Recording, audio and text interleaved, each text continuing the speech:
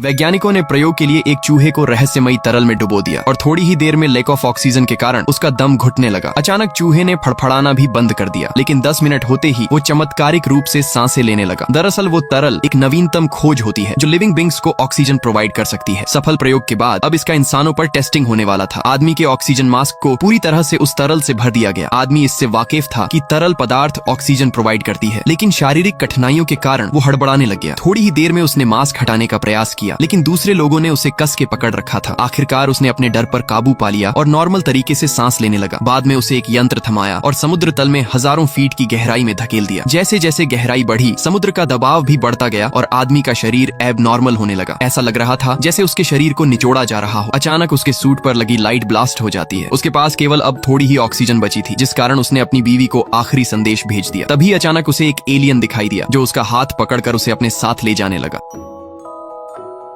अचानक इस बच्ची को अपना पिछला जन्म याद आ गया और वो भागकर एक अनजान आदमी के घर चली आई। लड़की ने आदमी से कहा कि मैं तुम्हारी पत्नी हूँ और आदमी के यह सुनकर होश उड़ने लगे। तभी वो अपनी बेटी से मिलने उसके रूम में चली आई, जो उम्र में उससे करीब 10 साल बड़ी होती है। आदमी को कुछ पल्ले नहीं पड़ रहा था कि उसके साथ ये क्या हो रहा है। बाद में वह लड़की भागकर नीचे चली आई और हॉल में रखी अपनी पुरानी तस्वीर देखने लगी। आदमी ने लड़की से पूछा कि बेटा तुम्हारा नाम क्या है। लड़की ने कहा उसका नाम एमा है और वो चौथी कक्षा में पढ़ाई करती है। तभी उसने टेबल पर पड़े खाने को देखा और आदमी को गुस्से से डांटना शुरू कर दिया कि मेरे मरने के बाद तुम फास्ट फूड खाने लगे। अचानक उसे याद आया कि उसे स्कूल जाने के लिए लेट हो रहा है। जाते जाते उसने आदमी से कहा कि मुझे लग रहा था तुम्हारा बुढ़ापा चल रहा होगा, लेकिन तुम तो काफी धीरे बड़े हो रहे हो। लड़की के जाते ही आदमी और उसकी बेटी को ये एहसास हुआ कि वो बिल्कुल उसकी मरी हुई पत्नी की तरह बोल रही है। अगले दिन लड़की फिर से उनके घर आती है, लेकिन घर के अंदर कोई मौजूद नहीं होता और दरवाजा भी बाहर से लॉक किया हुआ था। लड़की उदास होकर वापस लौटने लगी, लेकिन तभी उसे याद आया कि वे लोग चाबी को कहाँ छिपाया करते थे। लड़की ने गमला उठाया, चाबी निकाली और दरवाजा खोलकर घर के अंदर चली।